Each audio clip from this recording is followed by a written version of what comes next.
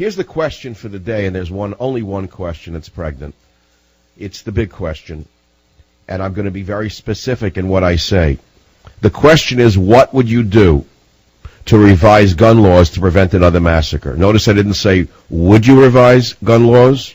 I said, what would you do to revise gun laws to prevent another massacre? I realize it's sacrilege. I realize it's against the protocols of the conservative movement, but enough is enough. I'll tell you what I would do. You're on psych meds, no guns. You see, right now, if you are on any controlled substance or addicted to any controlled substance, you are not permitted to own firearms under the Gun Control Act of 1968. But you'll notice that antidepressants have not been added to that list. And yet in almost every case of a mass shooting over the last number of years that I've studied, it's been antidepressants involved in the shootings. But the medical establishment is so deeply connected to the profit motive that we have to fight the medical establishment and add antidepressants to the list of those who cannot own a gun in America. I know you may say, well, that would eliminate probably half the police who are probably on antidepressants. Congress would probably be banned from owning guns under those terms. I've told you I believe that there should be mandatory drug testing for Congress. It would probably explain why we're living through the hell we're living through. But what would you do to revise gun laws to prevent another massacre? I would say if you're on psychological meds like antidepressants, no guns. Next question, and I know again this is going to rub you the wrong way. Should the number of guns per household or per person be limited? The next question, should we ban violent films and violent video games? Should Harvey Weinstein be censored? After all, Harvey Weinstein made his fortune, as did Tarantino, by making movies that show nothing but blood, guts, and gore. Virtually every movie has a gun in it. Virtually every movie has a man in black with a machine gun in it. A Hollywood harlot with a pistol in her hand. You think it has no effect on people's minds? I do. Maybe we need to censor the movies. If you care to, chime in on any of this today, the phone number is 855-400-7282, 855-400-SAVAGE. The Gun Control Act of 1968 prohibits certain people from possessing a firearm. The possession of any firearm by one of these prohibited persons is a felony offense. You may not know it, but there are very strict gun control laws in America. It is also a felony for any person, including a registered federal firearms licensee, to sell or otherwise transfer any firearm to a person, knowing or having reasonable cause to believe that the person receiving the firearm is prohibited from firearm possession. Do you know which 9 categories of persons are prohibited from possessing firearms under the Gun Control Act? We have gun control. 1, persons under indictment for or convicted of any crime punishable by imprisonment for a term exceeding 1 year, no guns. Fugitives from justice, no guns. Persons who are unlawful users of or addicted to any controlled substance. Notice, antidepressants are not on that list. Persons who have been declared by a court as mental defectives or have been committed to a mental institution. There are no mental defectives in America, because the psychiatric establishment has declared nobody to be mentally defective. Everyone is a victim. Illegal aliens may not own a gun. Persons dishonorably discharged from the armed forces may not own a gun. Persons who have renounced their U.S. citizenship may not own guns. Persons subject to certain types of restraining orders may not own guns. Persons who have been convicted of a misdemeanor crime of domestic violence may not own guns. What I'm trying to exhibit to you is that we have very strict gun control acts in America, but I don't think they go far enough. I know you're not going to like what you're going to hear from me, and I know you're going to argue with me, and I know you're going to say now I'm a liberal and a turncoat. I don't really care what you say, to be honest. I'll take your calls at 855-400-SAVAGE. I will take your calls, but I will argue with you. I will argue with you. Enough is enough. Now, we realize this maniac didn't own those guns. By what we're hearing, the maniac got the guns from the mother. Now, why did the mother own these guns? Why did the mother of a mentally questionable son own a Bushmaster rifle, which was not used in the massacre, apparently? It was left in the car. After all, the Bushmaster is known as the evil black rifle in its simplest form. It's styled after the military's M4 rifle, but with a barrel slightly longer to make it legal for the general public to own. Why did she buy such a gun if she has a nut in the house? Why did she own a Sig Sauer, which I happen to own? Why did she own a Glock, which I happen not to own? What was she doing with all these guns in her house if she has a nut in the house? Why? I'm asking you why. You know, no one knows the mother is dead, but why did she have all these guns in her house if she had a kid who was known to be unstable in the house? What would you do to revise gun laws to prevent another massacre, if anything? Most of you will say nothing. We have enough control. It's the government. Now I'm going to start hearing the conspiracy theories. From an agent, they brainwashed him. They released him from Langley, and he was released in order to demand gun control. I don't want to hear any of that lunacy. Okay, I'm not listening to it.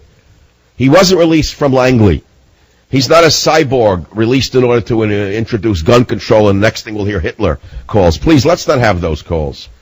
Let's try to be rational. How many people have to die in this country? How many lunatics have to be unleashed on us with guns before we all say enough is enough and do something about it? So what would you do to revise gun laws? Now, I want to talk about something. Why should we be allowed to own unlimited amounts of guns in our house? It's an interesting question. I happen to own a number of guns. You know that in my high school, I've told you many times I was on the rifle team. I had a Mossberg 22 that the school owned, actually. There's a picture of it in my book, Train Tracks. We had rifle teams in high school when I was in high school. Nobody ever shot anybody. It's because of the medications. It's the meds, it's the meds, it's the meds, it's the meds, it's the meds, it's the meds. It's the medico-legal establishment. It's the meds, it's the meds, it's the meds, it's the Prozacs. It's the selective serotonin uptake inhibitors. It's the meds, it's the meds, it's the meds, it's the meds. It's killing people. It's killing people. It's medication and guns. I'll take your calls on this horrible massacre tonight, 855-400-SAVAGE. Derek on WABC in New York City. Go ahead, please.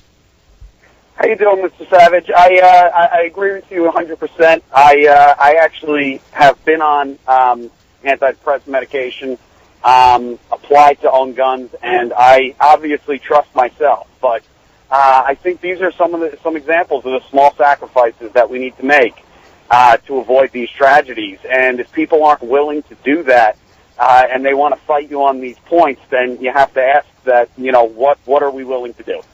What's it going to take? Well, you said you have been on antidepressants. Did you say that you don't own a gun? I don't. I actually was in the process of applying to own a gun. Okay, but my point is this. Right now, according to the Gun Control Act of 1968, anyone addicted to or any controlled substance cannot own a gun, but antidepressants have not been added to that list. As far as I am concerned, anyone who is on an antidepressant should not be able to own a gun. Would you argue with that, or would you accept it? No, I would accept that. And, prior to today, I probably would have argued it. But if we're not willing to make these sacrifices, again, obviously... Columbine was related to antidepressants. Virtually every shooter, if you look at their faces, if you look at the kids, you can see that there's something off with them. And almost all of them, you can't prove it because of privacy laws, but you can pretty much intuit. These kids are on drugs, and they're on antidepressants. And it's the medical, pharmaceutical establishment that needs to be reined in. They're never going to agree to this because they want the wholesale distribution of their drugs throughout the population. But I appreciate your willingness to discuss this. 855-400-7282, 855-400-SAVAGE. No doubt America is still trying to sort through this insanity. No one can make heads or tails out of it. You can't really blame anybody for this. You got to be crazy to blame somebody for this because you can point your finger at everybody, including yourself. Nobody knows what to do, but of course, you hear people in radio saying to Bloomberg and the mayor of Boston and the others calling for some kind of modified gun control, don't politicize the issue. Well, I would argue that they're politicizing the issue. By saying there should be no gun control, no increase in gun control, they're politicizing the issue. The issue's been politicized already. The minute this lunatic went in and killed those poor children, the issue became a political issue. What else is it? What is it, an ethical issue? It's a political issue, so it's a political issue already. Yeah, Bloomberg right away said, gun control. Well, as you'd expect, he's a knee-jerk liberal. Ban soda, ban fat, ban salt, ban guns, ban the air, ban everything but Jeroboams of wine. But the fact of the matter is, on the other side of the aisle, you got people saying, oh, those evil liberals, why are they politicizing this issue? Well, why are conservatives politicizing the issue by saying don't politicize the issue? Something has to be done. Enough is enough. I'll be back. One day after another, 1 week after another, something is wrong in this country. There's a madness in the air. And I have my pet peeve. It's antidepressants. They're out of control. They're overprescribed. I mean, we know that antibiotics are overprescribed and what they have done to the population. But are you aware how overprescribed antidepressants are in children? Are you aware how overprescribed Ritalin and Ritalin-like drugs are overprescribed in our children? Do you have any idea what they're doing to their developing brains? Now, you take those drugs and you put a gun in the hands of a kid who's crazy, and what you get is a massacre. So what do you ban? You ban the kid, the gun, the drug? Open the mental institutions again and put them into mental institutions? I mean, there are many things to talk about. It was Governor Brown, the old Governor Brown, who closed the mental institutions in California, and as you well know, the world followed old Governor Brown, released them on the streets, and the rest is history. We have deranged homeless people who belong in mental hospitals, but there are no mental hospitals. How many of these kids don't belong in schools? Belong on the streets. How many of them belong in mental hospitals? I don't know. We don't know much more about the kid other than a little hint that he had this or that. But why did the mother own these guns? What did she need a Sig Sauer and a Glock and a Bushmaster assault weapon for? What does she need them for if she has a kid in the house who's unstable? Why? Why? I'm a gun owner. I've been a gun owner since I'm a kid. I love having a gun in my house. I feel safer at night knowing I protect myself. But let me ask you a question, all of you gun nuts out there, and I consider myself a gun nut. Let me ask you a question. I've loved guns all of my life, but I have a question for you. How many guns do you need to protect yourself in a house? 1, 2, 3, 4, 10, 20, 50? Why do you need all those guns in your house? If someone broke into your house, do you think you can go to all your guns? No, you're going to go to one weapon near your dresser that you know how to use, probably a revolver, won't jam, and if that doesn't do it, you're dead. It's that simple. You're not going to use your Ruger Mini 14 or your Springfield M1 Mach M1 in the closet. You're not going to use, maybe you'll use a shotgun.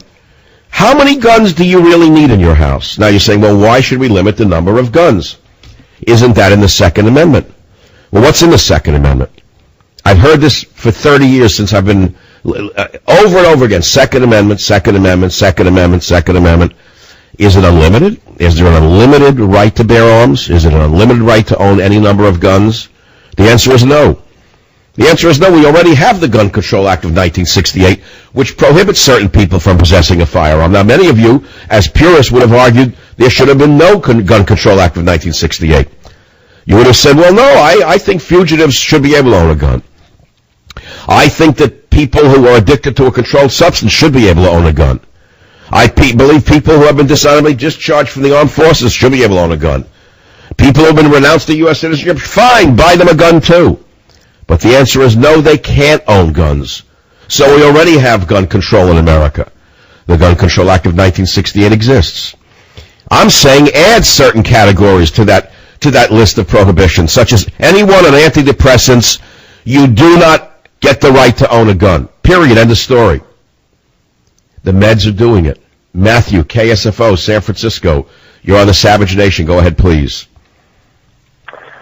Michael Savage, you are the only one today to bring this up, and thank you for kicking off the show with such a bold and assertive just raising of this topic, because it's just so obvious to people who are not walking around in zombie land.